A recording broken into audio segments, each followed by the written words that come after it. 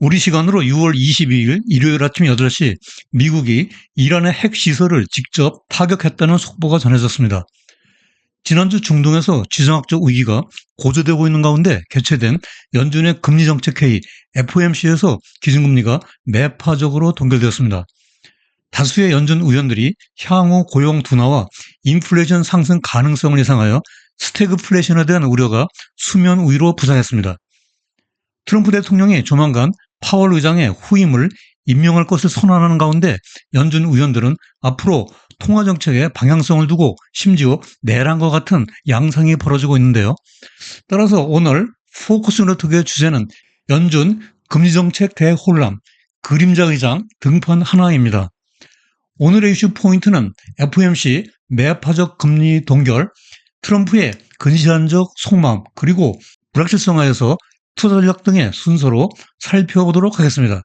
자, 이제 영상을 시작하기 전에 구독과 좋아요 부탁드리고요.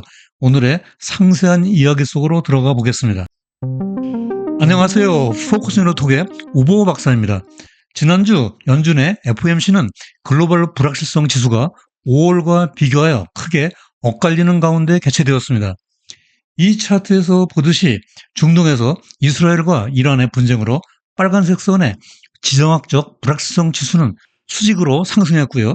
반면에 청색의 관세 정책의 불확실성 지수는 4월의 무차별적인 관세 폭탄 투하 이후 크게 완화되었습니다. 이러한 가운데 연준의 기준금리는 시장의 예상대로 동결되어 유효 연방기금 금리가 4.33%로 유지되었습니다. 하지만 이를 근원 CPI 2.77%와 비교하면 여전히 높은 수준이죠. 금리 결정은 동결로 같았지만 의원들의 점도표를 보면 2분기 6월의 결과가 1분기 3월보다 훨씬 매파적으로 찍혔습니다. 즉 3월에 한 번의 금리 인하, 두 번의 인하에 찬성한 의원 3명이 금년 내 노컷에 가담했는데요. 전체적으로 9명이 노컷 또는 한 번 금리 인하, 그리고 10명이 두 번 또는 세 번 인하에 찬성함으로써 FOMC 19명의 의원들이 팽팽하게 두 그룹으로 갈라졌습니다. 결과적으로 이 점도표 그래프에서 기준금리의 예상 경로가 회색선에서 초록색 선으로 상향 이동되었습니다. 이상에서 금년 중 연준 의원들의 금리 인하 기대 횟수는 트럼프 대통령 집권 이후 선물시장에서 트레이더들의 금리 베팅의 변화와 일치하고 있습니다. 취임 후부터 3월 말까지는 2025년 중 올해 금리 인하 기대감이 4.1번까지 올라갔습니다. 그러나 4월 초 무차별적인 관세 폭탄 선언 이후 2.2회 하락하여 1.9번으로 추락했습니다. 반면에 2026년 내년에 금리 인하 기대감은 0.5회에서 2.5회로 늘어 두 번의 금리 인하를 추가하는 것으로 올라갔습니다. 이러한 변화는 트레이더들이 관세 효과가 적어도 금년 말까지는 지속되다가 내년부터 완화되는 것으로 예상하고 있는 것으로 풀이되고 있습니다. 다음으로 매 분기마다 발표되는 FOMC 의원들의 경제 전망 요약, 즉 SEP를 살펴보겠습니다. 여기에는 향후에 본격화될 관세 정책의 파급 영향에 대한 우려가 고스란히 반영되어 있는데요. 연준 의원들은 관세로 인한 고용 둔화와 기대 인플레이션 상승, 즉 스태그플레이션 출현 가능성에 무게를 두고 있습니다. 이 표에서 보듯이 현재 4.2%인 실업률이 금년과 내년에 4.5%까지 상승할 것으로 예상하고 있고요. 근원 PCE 인플레이션은 금년 3.1%, 내년에 2.4%로 추정치를 각각 상향 조정했습니다. 더군다나 파월 의장은 기자회견에서 관세 인플레이션에 대한 영향이 다가오는 여름에 가서야 본격화될 것이라고 공식적으로 선언했습니다. 즉 파월 의장은 우리는 올 여름에 관세와 관련해서 많은 것을 배우게 될 것이라면서 금리를 낮추기 위해서는 인플레이션이 하락하고 있다는 확신이 필요하다고 강조했습니다. 이어서 관세가 없다면 그 확신이 더 빠르게 쌓였을 것이고 거의 모든 전문가들이 관세로 인해 인플레이션이 상승하고 있을 것으로 보고 있다고 역설했습니다. 이날 파월 의장은 기자회견에서 이전과는 다른 매우 중요한 발언을 했는데요. 그 내용을 질의응답 Q&A로 재구성하여 좀 더 구체적으로 살펴보겠습니다. 기자가 왜 현재 데이터에 기반해서 금리를 낮추지 않는가라는 질문에 파월은 통화정책은 항상 미래를 봐야 한다. 그게 기본이다라고 답변했습니다. 기자는 최근에 발표된 인플레이션 지표들이 하향 안정화되고 있고 실업률도 노동시장이 여전히 견조한 모습을 보여주고 있는데 데이터에 기반하면 이제 금리를 내릴 수 있지 않겠느냐는 반문이었죠. 그러나 파월 의장은 평소에 그가 입이 닳도록 강조하던 데이터에 의존하는 금리 정책의 대원칙을 언급하지 않고 통화 정책의 미래 방향성을 강조했습니다. 이 답변에 의아해하던 다른 기자가 중립금리에 대해 질문을 던지자 파월은 과거 데이터만 본다면 그렇게 말할 수 있겠으나 우리는 미래를 봐야 한다면서 모든 예측기관과 연준은 앞으로 인플레이션이 상당히 올라갈 것으로 보고 있고 그것을 반영해야 한다면서 또다시 데이터가 아닌 미래를 강조했습니다. FOMC가 끝난 다음날 아침 트럼프 대통령은 즉각 불편한 심기를 드러냈습니다. 그는 자신의 소셜미디어에 파월 의장을 너무 늦은 지각생, 즉 too late라고 비꼬면서 유럽은 이미 금리를 10번 내렸는데 실제로는 2024년 6월 이후 8번 내렸습니다. 미국은 단 한 번도 없었다. 사실은 작년에 3번 내렸죠. 그러면서 우리는 2.5%포인트 금리를 더 내릴 수 있다고 맹비난했습니다. 트럼프가 이토록 애타게 금리 인하를 요구하고 있는 단기적인 그의 속내는 만기가 되어 돌아오는 국채를 상환, 즉 롤오버할 때 금리 부담을 낮추어야 한다는 데 있습니다. 반면에 파월 의장이 염려하는 것은 현재 국채 이자 지급보다 미래의 인플레이션입니다. 한마디로 1970년대 아서 번즈 전 연준 의장이 저지른 실패의 전체를 되풀이하고 싶지 않다는 것이죠. 이에 트럼프 대통령은 그림자 연준 의장 임명 가능성을 선언했습니다. 하지만 월가의 전문가들은 이렇게 되면 중앙은행의 독립성이 심각하게 손상될 수 있고 정책적 혼선으로 시장에 불어닥칠 후폭풍을 염려하고 있습니다. 이미 대법원에서 파월 의장의 해임이 불가능하다는 판정이 났는데도 앞으로의 그 추이가 주목되고 있습니다. 그러자 그림자 연준 의장 후보로는 현 국가경제위원회 NEC 위원장 케빈 하셋, 전 연준 이사였던 케빈 월시, 심지어 현 재무장관인 스콧 베센트의 이름이 오르내리고 있는데요. 연준 의원들 간에 내란이 벌어지고 있습니다. 현 연준 의원 중에는 크리스토퍼 월러 이사가 꼽히고 있는데요. 월러 이사는 지난 금요일 빠르면 7월에 금리를 인하하는 방안을 검토해야 한다고 주장하면서 노동시장에 대한 하방 리스크가 우려되기 시작하면 기다리지 말고 지금 움직여야 한다고 조기 금리 인하 필요성을 강조했습니다. 이는 파월 의장과 6월 FOMC 결과에 정면으로 배치되는 주장인데요. 월러 이사가 차기 연준 의장을 노리며 트럼프 대통령에게 눈도장을 찍으려는 의도일까요? 저는 잘 모르겠습니다. 반면에 대부분의 연준 의원들은 관망세, wait and see를 선호하고 있으며 시장에는 다음번 금리 인하가 9월까지는 오지 않을 것으로 보고 있습니다.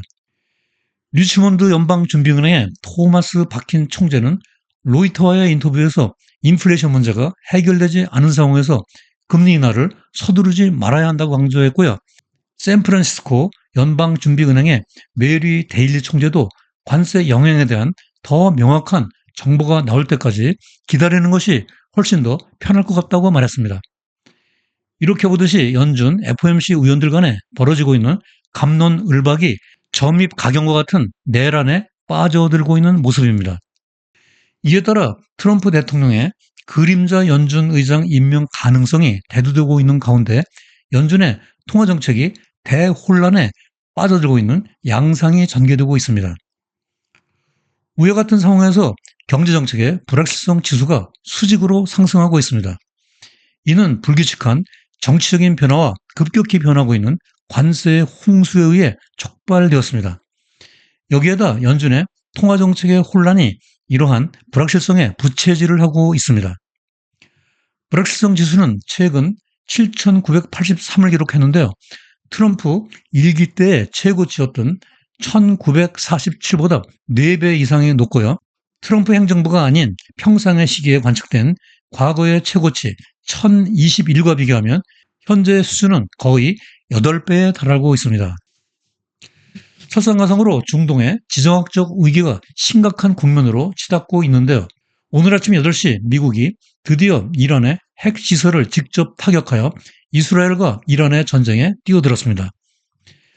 여기 이 차트는 실질 S&P 500 지수와 지정학적 위기와의 상관관계를 보여주고 있는데요.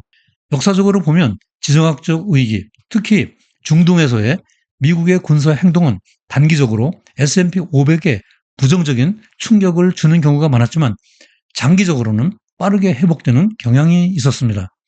따라서 이번의 경우에도 장기 투자자는 긴 호흡으로 포트폴리오를 관리해야 하겠지만 단기적으로는 현금 확보가 필수적입니다. 지정학적 위기로 주가가 큰 폭으로 조정될 때 저점 매수, 즉 바이 더 딥에 나설 필요가 있기 때문입니다. 하지만 위와 같은 지정학적 위기 이외에도 투자 시장을 위협하는 꼬리 위험에도 유의해야 합니다. 여기서 꼬리 위험, 테일 리스크란 드물지만 심각한 손실을 초래할 수 있는 사건의 가능성을 말합니다. 뱅크 오브 아메리카의 설문조사에 의하면 글로벌 펀드 매니저들은 무역전쟁으로 인한 경기 침체, 연준의 금리정책 혼선과 인플레이션, 채권 수익률 상승으로 인한 신용 위험, 그리고 달러 약세 등의 순서로 꼬리 위험 가능성을 꼽고 있습니다. 한편 S&P 500 지수를 기준으로 주식시장이 전 고점에 근접하고 있는데요. 트럼프 취임 후 2월 19일 6,132 고점을 찍고 관세 폭탄 발표 후 4월 8일 5,000포인트가 깨졌다가 지난 금요일 현재 5,968로 마감되어 관세 충격에서 완전히 벗어나 전 고점에 육박하고 있습니다. 이에 따라 S&P 500의 주식 리스크 프리미엄이 닷컴 버블 당시인 2022년 이후 최저치까지 하락했습니다.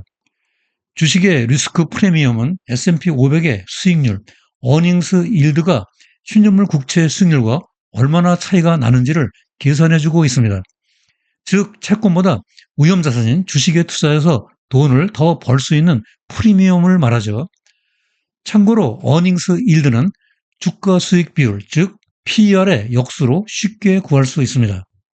따라서 현재 주식 투자는 채권보다 매력적이지 못하다는 의미입니다.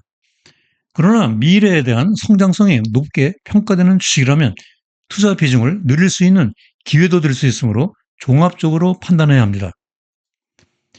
이상과 같은 상황에서 최근 뱅크 오브 아메리카의 리서치팀이 실시한 조사 자료에 따르면 글로벌 펀드 매니저들은 신흥시장, 글로벌, 그리고 에너지 등의 순서로 투자 비중을 확대하고 반면에 올해 들어 급상승한 유로 주식, 유틸리티, 그리고 기술주의 강자 독식에서 벗어나 지역별, 섹터별, 그리고 자산군별 비중 조절을 통한 분산 투자와 섹터 로테이션에 주력하고 있는 모습이니 각자의 투자 판단에 참고하시기 바랍니다.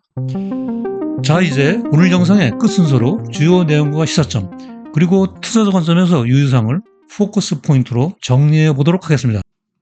첫째, 중동에서 지정학적 위기가 고조되고 있는 가운데 열린 연준의 6월 FOMC에서 금리 결정은 현행 기준금리가 유지되었으나 매파적 금리 동결이었다.